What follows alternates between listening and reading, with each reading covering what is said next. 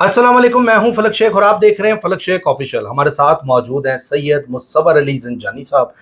बड़ी ज़बरदस्त astrological reading देते हैं, ज़ोडिक के हवाले से भी हमें बताते हैं। और नाजरीन, इस टाइम लोगों की जो नज़रें हैं, जो इस टाइम खबरें इस टाइम जो सरगर्म चल रही हैं इमरान खान साहब के हवाले से, उस पर बात करेंगे। पाकिस्तान के मुस्तकबिल पर बात करेंगे कि क्या क्या चीज़ें जो हैं होने जा रही हैं। ये खबरें आ रही हैं कि खान साहब को शिफा हॉस्पिटल शिफ्टिंग का जो मामलात हैं वो किए जा रहे हैं, तो उस पर आज ज़ंजानी साहब से मैं पूछूंगा कि ये क्या मामलात होने जा रहे हैं। क्या ये बहुत बड़ा रिलीफ है इमरान खान के लिए, या खान साहब बाहर जा सकते हैं, या ये आगे होने का जा रहा है प्लैनेट्स की पोजीशन। अगर हम एस्ट्रोलॉजी की बात करें तो खान साहब के जायचे में क्या तब्दीली ऐसी आई है जो अचानक से वो शिफा हॉस्पिटल गए हैं, और उसके बाद आगे के मामलात उनके कैसे हैं, पाकिस्तान के मामलात आगे अब क्या देखते हैं। और ऐसा लग रहा है कि जो बात खबरें इस टाइम मुख्तलिफ आ रही हैं कि उनको डिप्रेशन है, एग्जाइटी है, और जो रिपोर्ट भी पेश की गई है, तो क्या ये रिलीफ है इमरान खान साहब के लिए, या कि ये बस ऐसे ही है कि शिफा हॉस्पिटल रहेंगे। लेकिन ये भी है कि वहाँ से कोई वीडियो और इस तरह की चीज़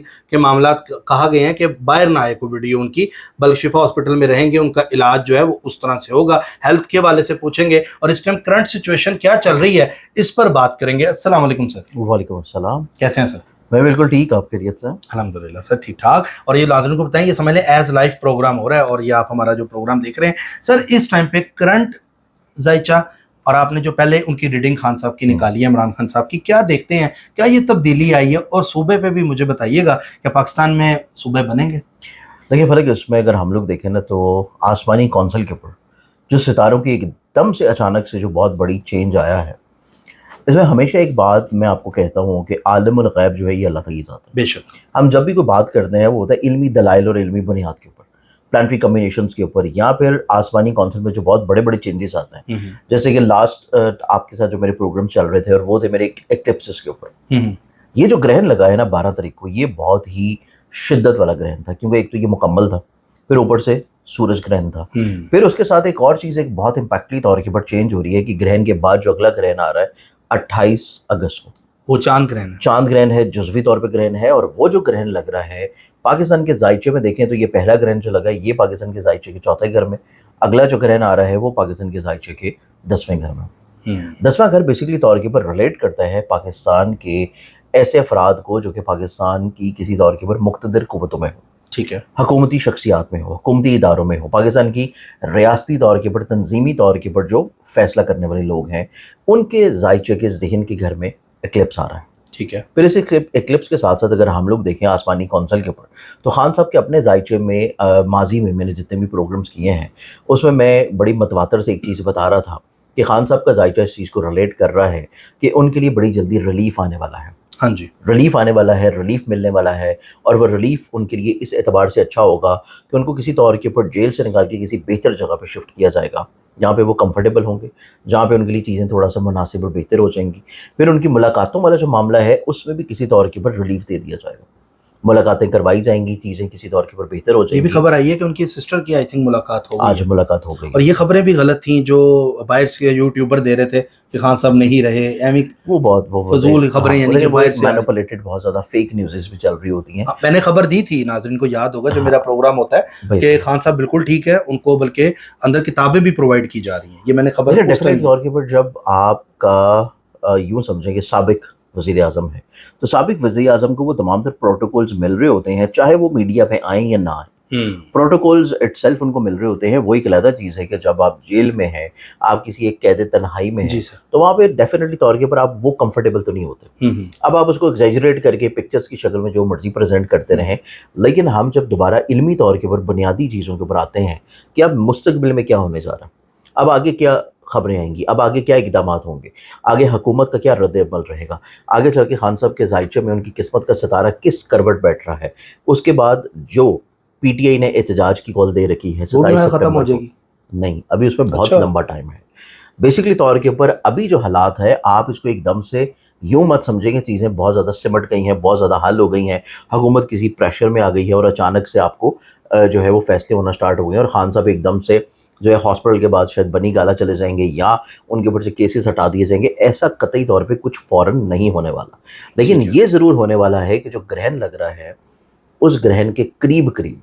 आपको हुकूमत के ऊपर थोड़ा सा बर्डन, थोड़ा सा प्रेशर, پریشر بلڈنگ جو ہے یہ آپ کو رہتا ہوا نظر آئے گا. پریشر بلڈنگ نہ صرف رہتا ہوا نظر آئے گا صرف ایک ہی پارٹی کی طرف سے نہیں, دیگر دوسری پارٹیوں کی طرف سے. اچھا, ابھی صرف ہم پی ٹی آئی کو نہیں دیکھ رہے, ہم پاکستان کی جتنی بھی پولیٹیکل پارٹیز ہیں سب کو سامنے رکھتے ہوئے میں آپ کو چیز بتا رہا ہوں کہ ماہ سپٹمبر جو ہے یہ پاکستان کی سیاستدانوں کے لیے,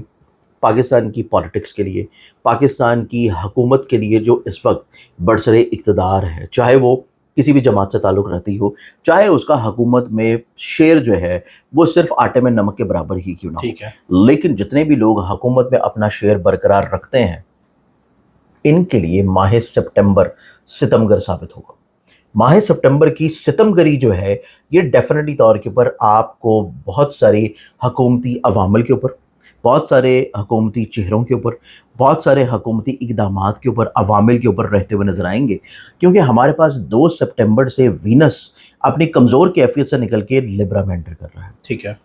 8 تاریخ سے لے کے 26 سپٹمبر تک مرکری جو ہے وہ اپنی ایگزالٹڈ فیز میں آ رہا ہے. مرکری کا ایگزالٹڈ فیز میں آنا این اس ٹائم کے اوپر, این اس مہینے میں جو کہ پاکستان کی سیاست میں ہمیشہ بہت امپورٹنٹ رہا ہے. ماضی میں جب بھی آپ تاریخ اٹھا کے دیکھ لیں منتھ آف سپٹمبر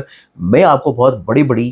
ایونٹس نظر آئیں گے پاکستان کی پولیٹیکلی طور کے. یہ بھی جب ستمبر آئے گا اس کے اندر آئے گا بھی, اور جو ماضی میں جتنے گزر بھی چکے ہیں 1947 سے لے کے اب تک. اچھا, ماہ سپٹمبر میں پاکستان کی پولیٹیکلی طور کے اوپر جتنا بھی سینیریو ہے اس میں ہمیشہ سے انریسٹ بھی رہا ہے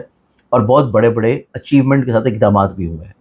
اس سپٹمبر میں بھی جب مرکری نے اپنی ایگزالٹڈ فیز میں آنا ہے تو مرکری بیسکلی طور کے اوپر پلانٹ ہے کمیونیکیشن کا, بات چیت کا, اتحاد کا, چیزوں کو سنبھالنے کا, چیزوں کو ٹیبل کے اوپر لے کے آنے کا, چیزوں کو کسی طور کے اوپر متحد کرنے کا. اور یہ جو گرہن لگا ہے یہ گرہن بیسکلی طور کے اوپر پاکستان کے چوتھے گھر میں لگنا اس چیز کو انڈیکیٹ کر رہا ہے کہ انٹرنلی طور کے اوپر جو میٹرز ہیں جو بیسکلی طور کے اوپر آپ کو نظر نہیں آ رہے یا آپ کو دکھائے نہیں جا رہے وہ بیسکلی طور کے اوپر کچھ بہت اچھے نہیں ہیں. پاکستان کے انٹرنلی طور کے اوپر جتنی بھی پولیٹیکلی طور کے اوپر سینیریوز ہیں ان میں کسی طور کے اوپر عوامل بہت اچھے نہیں ہیں, اور جو اگلا گرہن لگنا ہے اس کے قریب قریب آپ کو مزید کچھ جماعتیں جو ہیں اپوزیشن سے لنکڈ کرتی جماعتیں, اور کچھ ایسی جماعتیں جو کہ ہر صوبے سے ہوں گی. اچھا, صرف پنجاب کی نہیں بلکہ سندھ کی بھی, پھر اس کے بعد جی بی کی بھی.